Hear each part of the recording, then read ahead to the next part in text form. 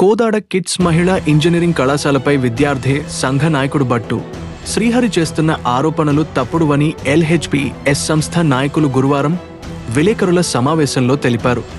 ఈ కాలేజీకి అన్ని అనుమతులు ఉన్నాయని, కళాశాలపై బ్లాక్మెయిల్ చర్యలు మానుకోవాలని, విద్యార్థుల భవిష్యత్తుతో ఆడుకోవద్దని హెచ్చరించారు. ఒక స్టూడెంట్ లీడర్ కాదు, ఆయన ఒక బ్లాక్ మెయిలర్. కావాలని విద్యా వ్యవస్థను బస్టు పట్టిస్తుండు, సంపాదనే తన చూసుకుంటుంది. కానీ శ్రీహరి మానుకో.